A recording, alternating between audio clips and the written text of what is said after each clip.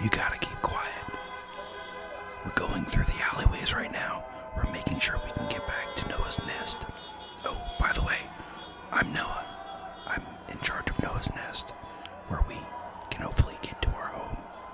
We can get everyone relaxed and everything, and we'll talk about our class today, the Rogue. Okay. It's right over there. And go! Get it! Okay. Howdy, hi, and hello. That was a close one. As before, I am Noah. Welcome to Noah's Nest, where I will be discussing each of the D&D classes. And today is the Rogue, the one that hides in the shadows, the one that creeps around, does a lot of the assassination, and has a lot of easy ways to ambush or kill. Anyway, hopefully we're safe in here. The Rogue is very skilled. They know what they're doing. They have a wide variety of combat skills and even breaking in or climbing. They are kind of like the Bard. They are very well-rounded other than some of the other classes. As usual, I will go through all of the levels of the class,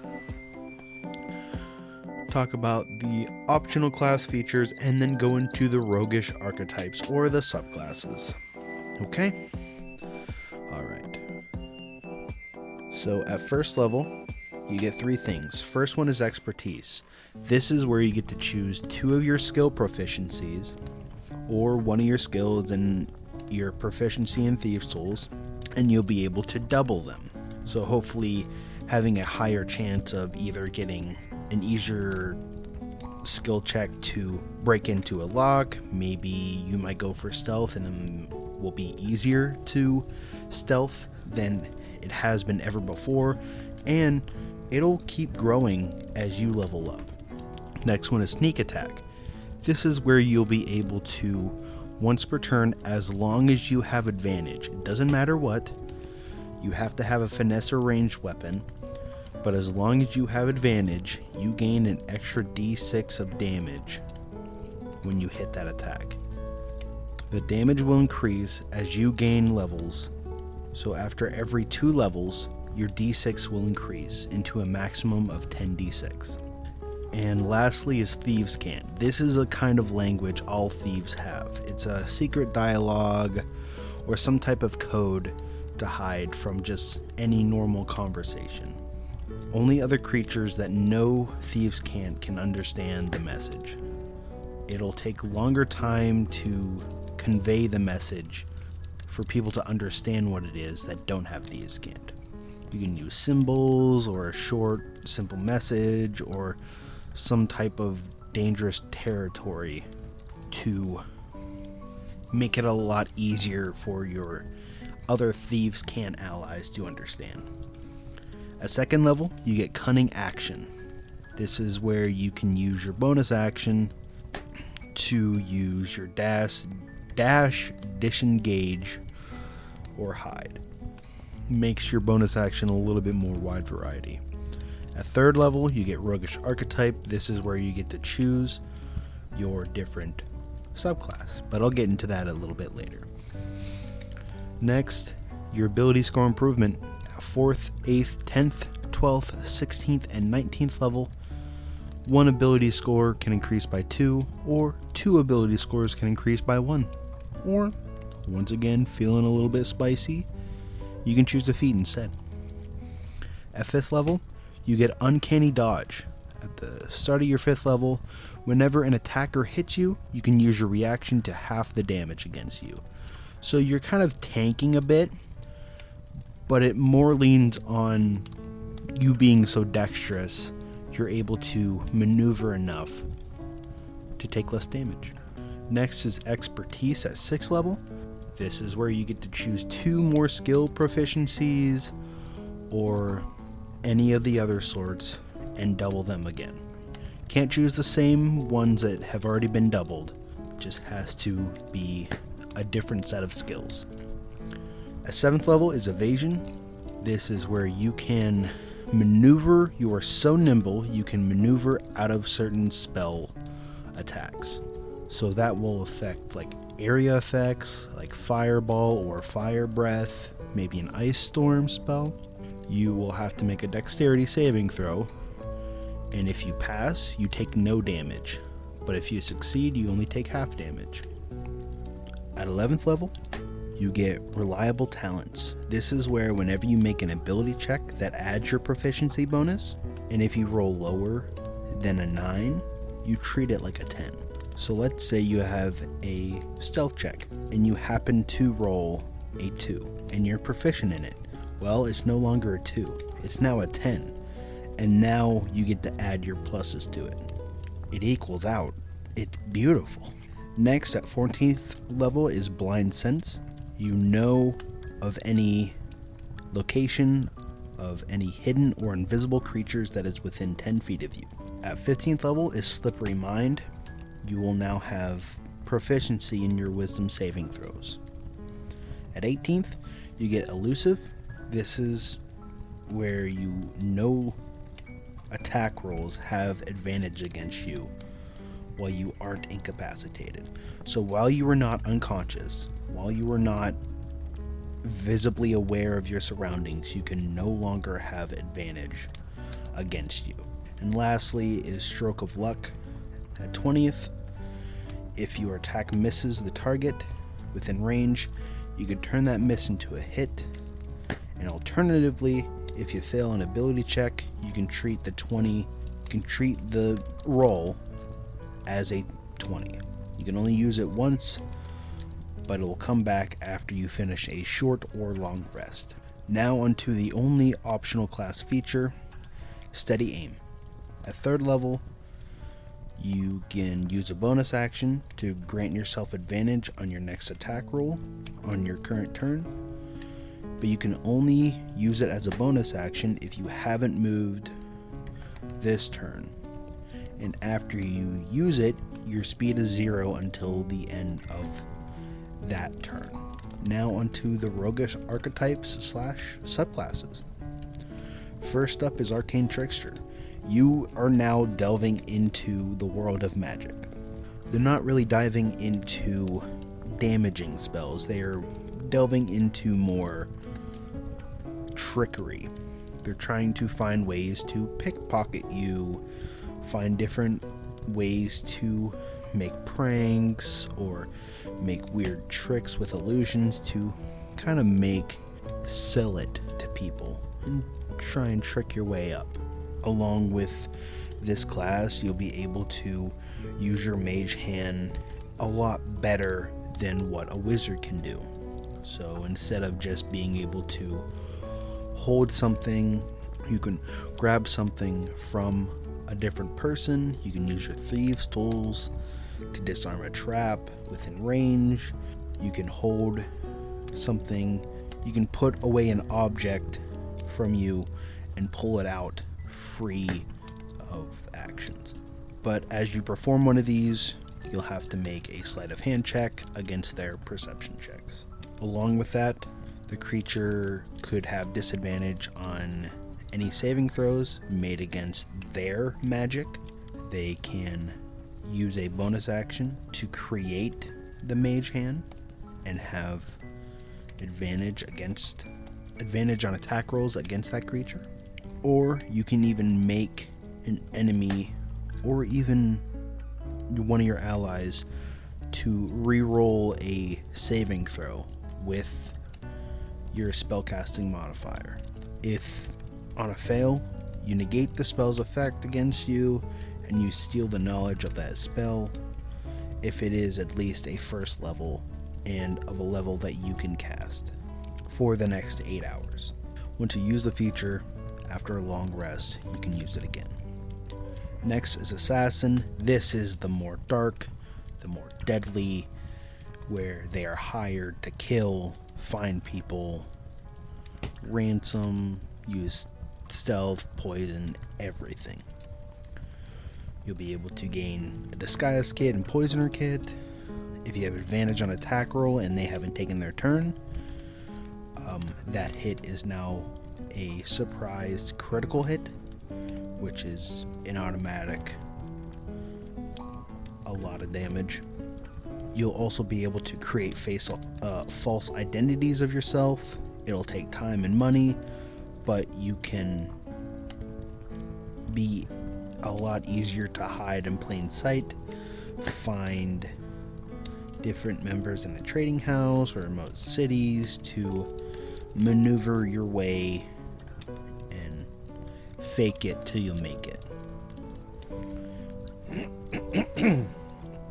Next, you could also mimic a person's speech, writing, or behavior, as long as you've taken the time to see their behavior or listening to their speech, and you'll be able to have advantage on deception checks to avoid your detection. And lastly, in Assassin, whenever you hit a creature that is surprised, if they fail a saving throw, you get to double the damage of your attack against that creature. Next is Inquisitive.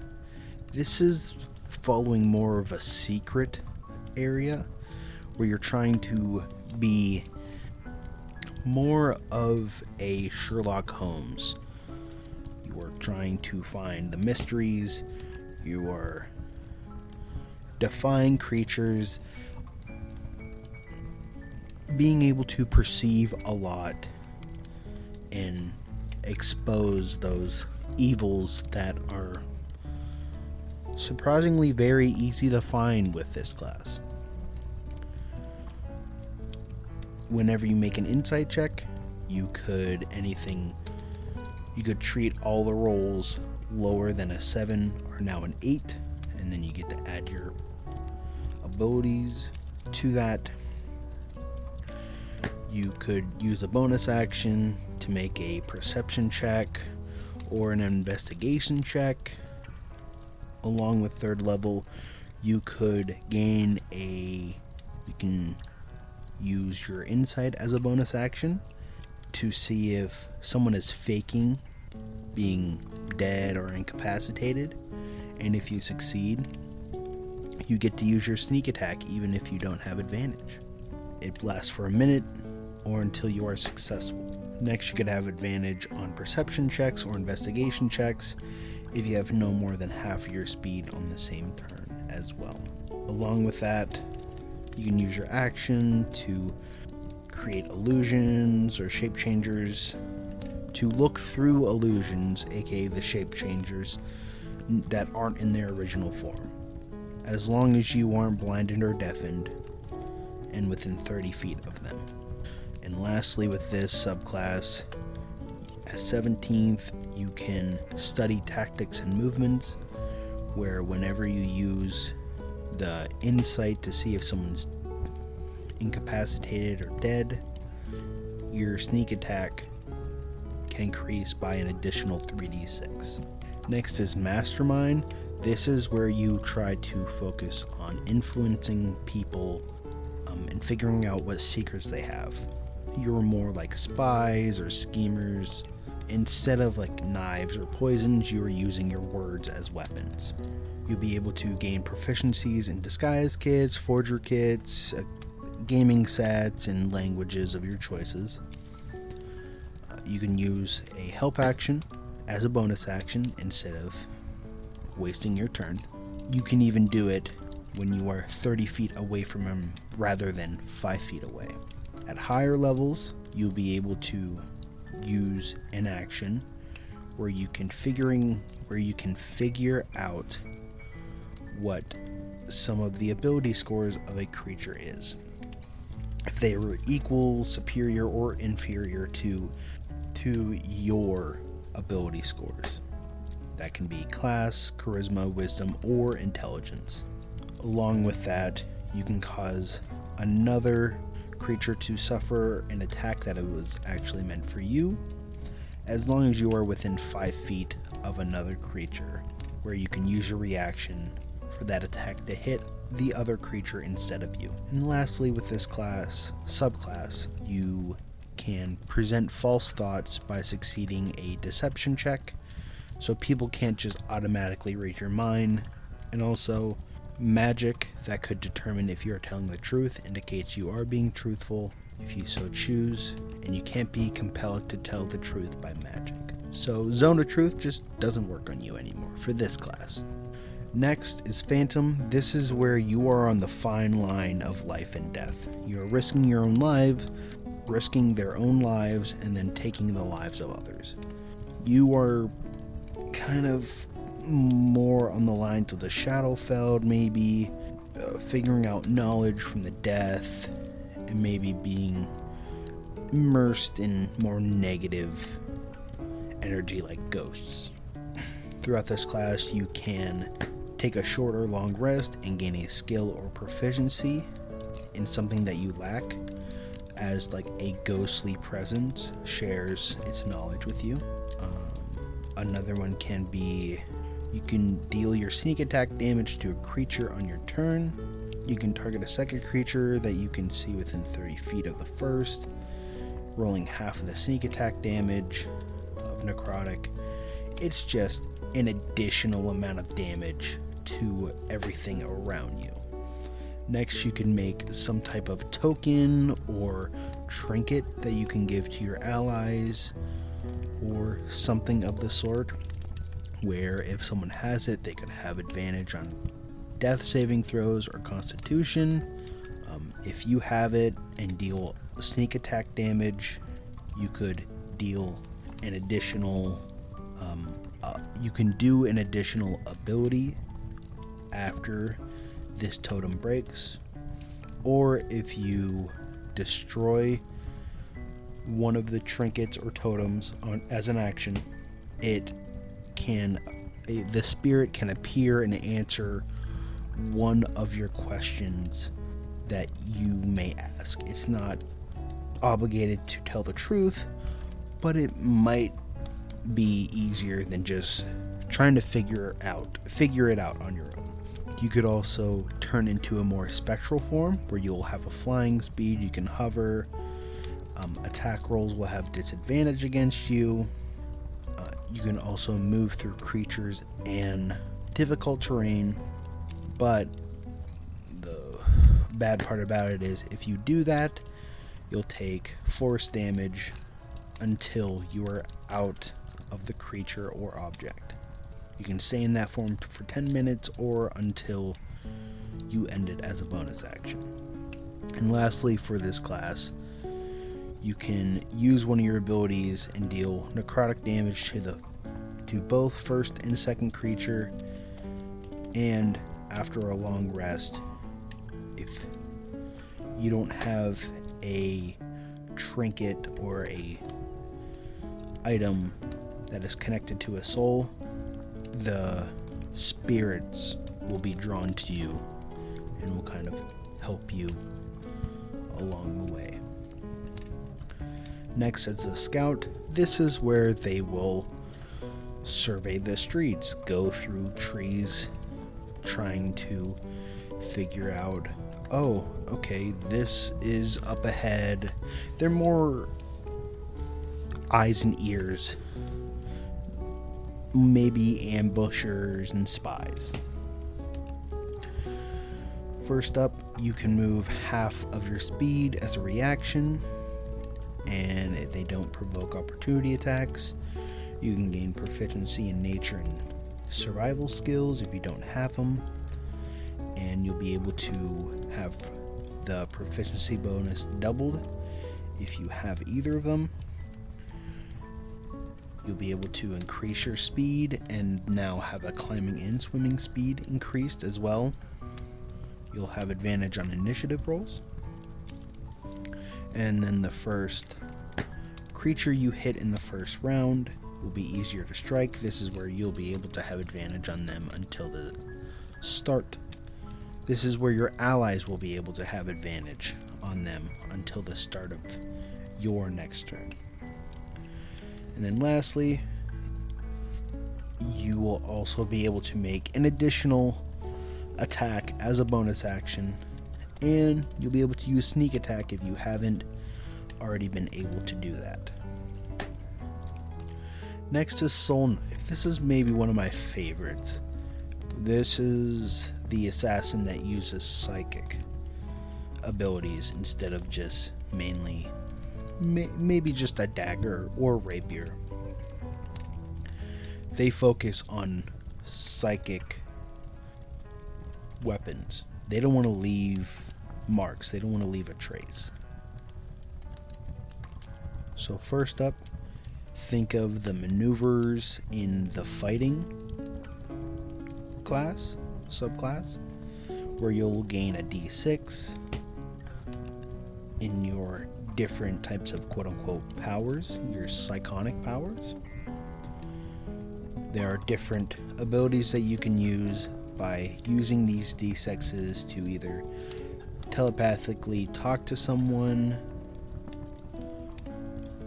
or train in a specific skill of your choice. Next, you'll be able to create psychic blades where you can throw them. They are more finesse weapons, and once they hit, they deal an additional amount of damage and then disappear after they hit or miss, where they leave no mark. Along with that, your blades will increase in damage. Maybe you can re-roll if you end up missing an attack with your psychic blades, or even teleport after you threw a blade farther away and kind of switch places for the time. Along with that, you can become magically invisible along with what you're carrying for an hour or until you dismiss the effect, but it will end early if you deal damage to a creature or you force a creature to make a saving throw. So even if you do an action, it still won't count until you deal damage or force a creature to do a saving throw. And then lastly with this, whenever you use your blades, your psychic blades, to deal sneak attack, you can force a creature to make a wisdom saving throw. If they fail, they are stunned for a minute, and they can repeat a saving throw at the end of each of its turns, and it will end after they succeed. Next is Swashbuckler. This is where they are focusing on blades, relying on speed. They have been on the open seas for a while. They know they have probably been training on the open seas and have been performing as a pirate. You'll be able to make a melee attack, but they won't. But if you try and run away, that creature will not be able to make an opportunity attack against you. Along with that, you can give yourself bonus to initiative rolls equal to your charisma modifier, and you'll also be able to use your sneak attack. You don't need advantage on the roll as long as you are within 5 feet of it and no other creatures are within 5 feet of you. And if you don't have disadvantage on the roll, everything else applies. Along with that, you can use your persuasion check against someone's insight check to charm a creature that isn't hostile to you for a minute. While they're charmed, they will regard you as a friendly acquaintance, and it will end if you or your companions do anything harmful to it. You can gain a bonus action to gain advantage on your next dexterity, your acrobatics or athletics check, as long as you make it on the same turn. Or if you miss an attack roll, you can roll it again with advantage, and if you do it, you will have to wait until you finish a short or long rest to do it again. And last but certainly not least is Thief. This is focusing on burglars, bandits, trying to steal as much treasures from anyone and anything, you'll be able to use a bonus action to try and sleight of hand by using thieves' tools to disarm a trap, open a lock, or take an object from someone. You can also gain a climbing speed. It does not cost you extra movement, and also whenever you make a running jump, the distance that you cover will increase. Along with that, you gain advantage on stealth checks if you have more than half of your speed on your turn. Next, you can improvise the use of items that aren't intended to you, so any magical items. Along with that, you can ignore all class, race, and level requirements on the use of magical items. So if a magical item says that you have to be level 17 to use it, you will still be able to use it. Or a wizard or a druid can only use it, ignore it. And last but certainly not least in this subclass, you can take 2 turns during your first round of combat. You can take your first turn as a normal initiative and your second turn at your initiative minus 10. You can't use it whenever you are surprised. So you pretty much get to take 2 turns on your first round of any combat. And that's it for all of the rogue. The rogue is very nice for dealing a lot of damage from being very, very well rounded, and just all in all being able to get an enemy down quick, dodging a lot of attacks, being a mini tank without actually being a tank. This is a very easy class to start out with too. As long as you don't take Arcane Trickster, that one could be a little bit rougher because it does deal with magic. In my opinion, I believe this is a 8 out of 10. Great class. Can dodge a lot of damage, but it also depends on what subclass you choose. It can be a little bit harder for others. Like Arcane Trickster could be a little bit rough. Inquisitive could be a little bit more awkward if you're not a fan of role-playing. And that's it. That's everything I got. Thank you all for listening. I am Noah, and I hope you have a wonderful night.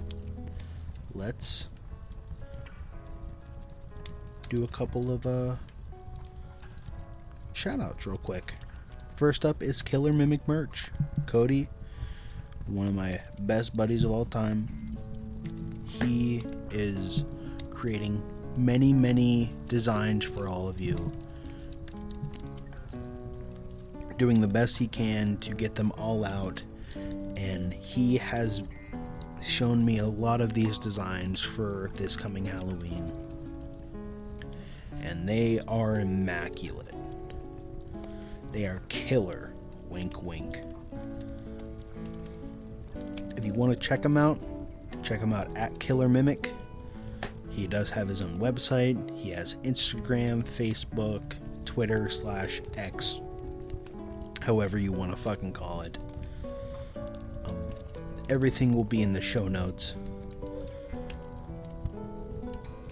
Next on this list is Hope K Thrifts. She is a secondhand reseller that focuses on cheap and fashionable wares to sustain the environment.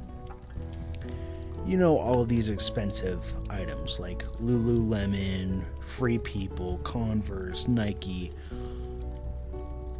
all of those are hundreds and hundreds of dollars.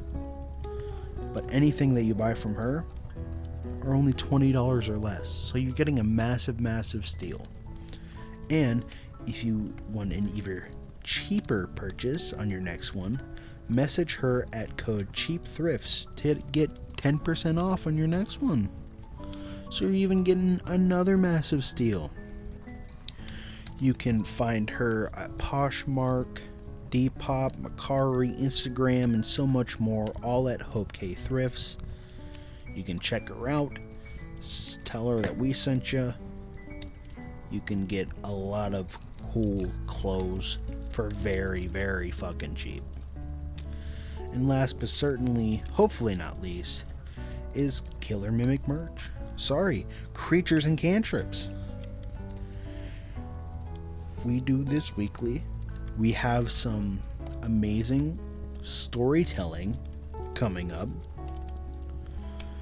You can check us out on Instagram, Facebook, Twitter /X, possibly a bit of TikTok, Spotify, Apple Podcast, anywhere that you listen to podcasts. Like, share, follow, subscribe, rate us 5 stars. Everything helps.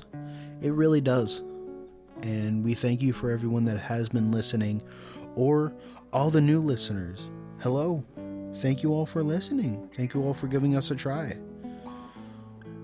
I hope you have a wonderful night. You can stay near for a while because it still feels like it's a bit dangerous out there.